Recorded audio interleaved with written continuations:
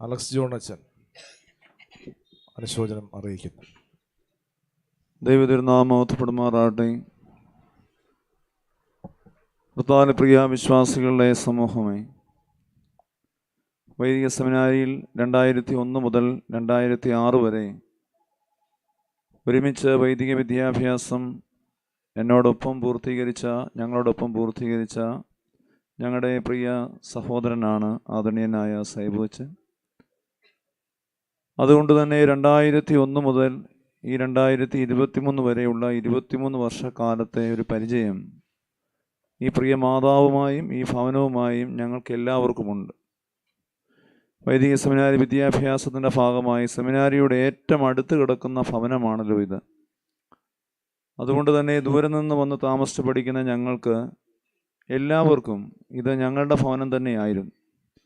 പ്രത്യേകിച്ച് സൈബുവച്ചനോടൊപ്പം 1-ാം വർഷം മുതൽ തന്നെ ഒരുപക്ഷെ ഈ ഭവനത്തിൽ ഏറ്റവും കൂടുതൽ വന്നിട്ടുള്ള ഒരാൾ ഞാനായിരിക്കും. ഞങ്ങൾക്കൊക്കെ സാധാരണഗതിയിൽ അങ്ങനെ വീട്ടിൽ പോകാനുള്ള അവധി ലഭിക്കാറില്ല.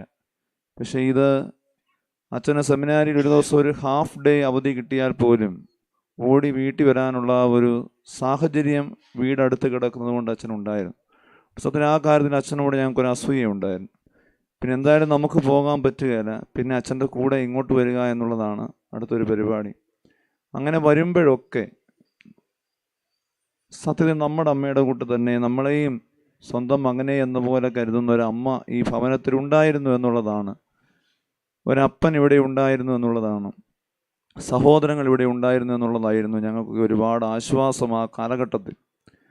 ഒരിക്കലും വീട്ടിൽ നിന്ന് മാറി വേറൊരു വീട്ടിലാണ് നമ്മൾ വരുന്നതെന്നൊരു ചിന്തയെ നമുക്കുണ്ടാവുകയില്ല. അത്രമാത്രം സ്വാതന്ത്ര്യത്തോടെ ഞങ്ങളിവിടെ പെരുമാറിയിട്ടുണ്ട്.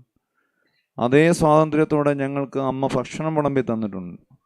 അത് കാപ്പിയാണെങ്കിൽ കാപ്പി, ഉച്ചയ്ക്ക് ഊണാണെങ്കിൽ ഊണ്, സ്വാതന്ത്ര്യത്തോടെ ഞങ്ങൾ അതൊക്കെ എടുത്ത് കഴിക്കുകയും അതേ സ്നേഹത്തോടെ ഞങ്ങളോട് ഇടപെടുകയും ചെയ്തിട്ടുണ്ട്. എപ്പോഴും അച്ഛനെ ഞങ്ങൾ സാധാരണ അന്ന് പഠിക്കുന്ന സമയത്ത് കളിയാക്കും. അവിടെ എന്തോ ഉണ്ടാക്കിയാലും എൻ്റെ അമ്മയുടെ ചമ്മന്തി ഉണ്ടെങ്കിൽ കഴിക്കണം പറ്റണമെന്നൊക്കെ ഞങ്ങൾ ഇപ്പോഴും പറയുമ്പോൾ കളിയാക്കാറുണ്ട്. പക്ഷേ അത് എന്തുകൊണ്ടാണെന്ന് ചോദിച്ചാൽ അത്രമാത്രം സ്നേഹം ചാലിച്ചൊരുക്കിയ വിഭവങ്ങളാണ് അമ്മ എപ്പോഴും നൽകിയിട്ടുള്ളത്. അത് സ്വന്തം മകന് മാത്രമല്ല, ഞങ്ങൾക്ക് എല്ലാവർക്കും അങ്ങനെ തന്നെയായിരുന്നു. അതുകൊണ്ട് ഞങ്ങളുടെ അമ്മ നഷ്ടപ്പെട്ട ഒരു ദുഃഖത്തിൻ്റെ ഭാവം തന്നെയാണ് ഈ സമയത്ത് ഇവിടെ നിൽക്കുമ്പോൾ ഞങ്ങൾക്ക് എല്ലാവർക്കും ഉള്ളത്. ഞങ്ങളുടെ ഒരു കൂടെയുള്ള ഒരു സഹോദരൻ്റെ അമ്മ എന്ന നിലയിലല്ല, ഞങ്ങളുടെ ഒരു അമ്മ തന്നെ നഷ്ടപ്പെട്ടു എന്നൊരു ഭാവവും ഒരു ദുഃഖവും ഈ സമയത്ത് ഞങ്ങൾക്ക് എല്ലാവർക്കും ഉണ്ട്.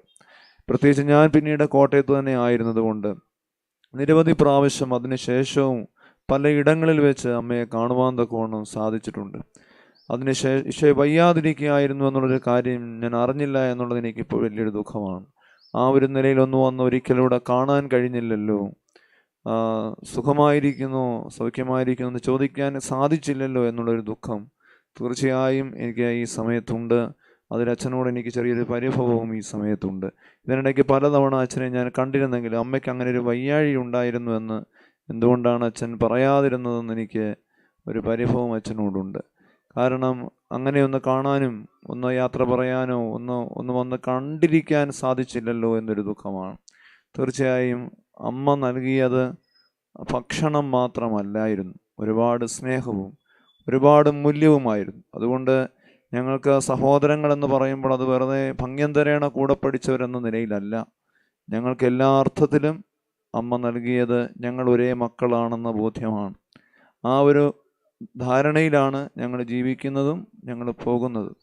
വന്ധ്യനായ സൈബുവച്ചൻ സെമിനാരിയിൽ ഏറ്റവും ജൂനിയറായിരുന്നു. ഞങ്ങൾക്ക് എല്ലാവർക്കും ഞങ്ങളുടെ ഒരു അനുജനും സഹോദരനും ഒക്കെ ആയിരുന്നു. പക്ഷെ അതിനുശേഷം അച്ഛൻ ഒരുപാട് പക്വതയുള്ളൊരു വൈദികനായി വളരുകയും എല്ലാ മേഖലയിലും സഭാ മാനേജിംഗ് കമ്മിറ്റി അംഗം നിലയിൽ ഉൾപ്പെടെ അനുഗ്രഹകരമായ ശുശ്രൂഷകൾ നിവർത്തിച്ചു വരികയും ചെയ്യുന്നതിലുള്ള ഒരുപാട് സന്തോഷവും ഞങ്ങൾക്ക് ഏവർക്കും ഉണ്ടായിരുന്നു.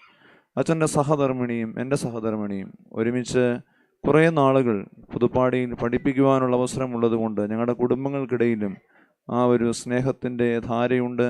അച്ഛൻ്റെ ജ്യേഷ്ഠനാണെങ്കിലും അച്ഛൻ്റെ അനിയത്തിയാണെങ്കിലും ഞങ്ങൾക്കും ഞങ്ങളുടെ കൂടപ്പിറപ്പുകളെ പോലെ തന്നെ ആ ഒരു സ്നേഹത്തിൽ ഞങ്ങളോട് വർത്തിക്കുന്നൊരു കുടുംബമാണ്.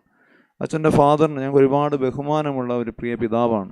ഇപ്പോഴായാലും ഈ ദുഃഖത്തിൻ്റെയൊക്കെ നടുവിലും അദ്ദേഹം ഉയർത്തിപ്പിടിക്കുന്ന ക്രിസ്തീയമായ പ്രത്യാശ നമുക്കൊക്കെ ഒരുപാട് മാതൃകയാണ്.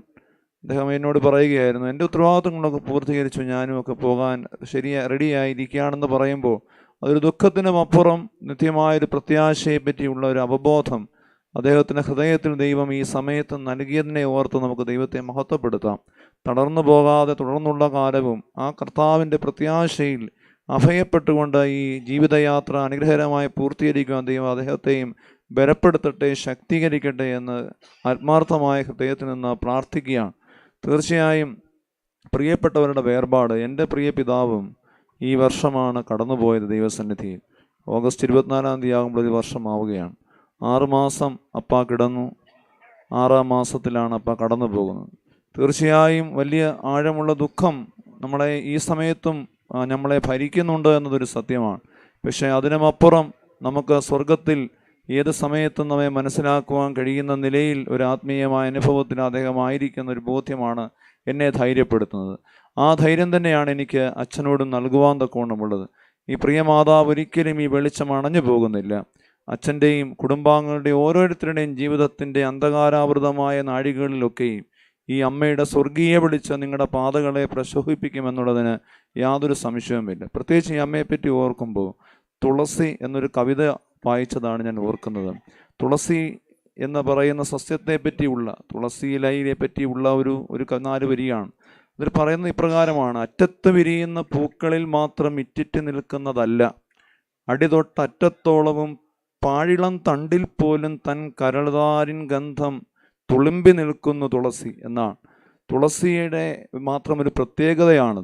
അതായത് അറ്റത്ത് വിരിയുന്ന പൂക്കളിൽ മാത്രമല്ല തുളസിയുടെ ഗന്ധമുള്ളത്, അടിതൊട്ടറ്റത്തോളവും പാഴിളം തണ്ടിൽ പോലും. അതിൻ്റെ എവിടെയൊക്കെ എടുത്ത് നോക്കിയാലും, പാഴിളം തണ്ടാണെന്ന് തോന്നിയാലും അതൊന്ന് ഇറ്റിച്ച് നോക്കിയാലും തുളസിയുടെ സുഗന്ധം അതിൽ കാണും.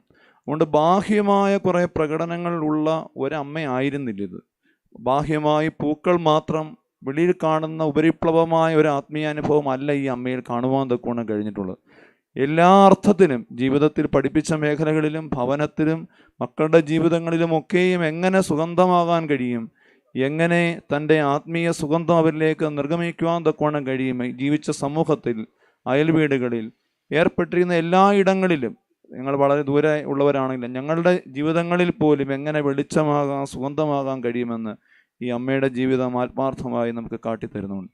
അതുകൊണ്ട് പ്രിയ അമ്മ, ഞങ്ങൾക്ക് എല്ലാവർക്കും നൽകിയ സ്നേഹത്തോടെ വിളമ്പിത്തന്ന ഓരോ വറ്റ് ചോറിന് ഹൃദയം നിറഞ്ഞ പ്രാർത്ഥനകളും കുർബാനയിൽ ഓർക്കാമെന്ന ഒരു വാക്കും മാത്രമാണ് ഈ സമയത്ത് സമർപ്പിക്കാനുള്ളതെങ്കിലും ഞങ്ങൾക്ക് തന്ന എല്ലാ സ്നേഹ സമ്മാനങ്ങൾക്കുമുള്ള ഹൃദയം നിറഞ്ഞ കൂപ്പുകൈ പ്രാർത്ഥനകൾ ഈ സമയത്ത് അച്ഛൻ്റെ സഹപാഠികൾ എന്ന നിലയിൽ അർപ്പിച്ചുകൊണ്ട് ഈ കുടുംബത്തെ, പ്രിയപ്പെട്ട സൈബു അച്ഛൻ്റെ പിതാവിനെ, കൂടപ്പിറപ്പുകളെ, അച്ഛൻ്റെ ജീവിതത്തെയും ഈ കൂടുതൽ സ്വർഗീയമായ മധ്യസ്ഥതയാൽ ബലപ്പെടുത്തുവാൻ ഒരു അമ്മ സ്വർഗത്തിലുണ്ടെന്ന് പറയുവാൻ ഉള്ള ഒരു ദിവസമായി മാത്രം ഈ ദിവസത്തെ പ്രത്യാശയുടെ ബോധ്യങ്ങളിൽ കാണുവാനും അതനുസരിച്ച് ജീവിതത്തെ മുന്നോട്ട് നയിക്കുവാനും ദൈവം നമ്മളെ ബലപ്പെടുത്തട്ടെ. ഈ കുടുംബത്തെ ദൈവം ആശ്വസിപ്പിക്കട്ടെ എന്ന് പ്രാർത്ഥിച്ച് എല്ലാ അനുശോചനങ്ങളും അച്ഛൻ്റെ സഹപാഠികളുടെ ബാച്ചിൻ്റെ പേരിൽ അറിയിച്ചു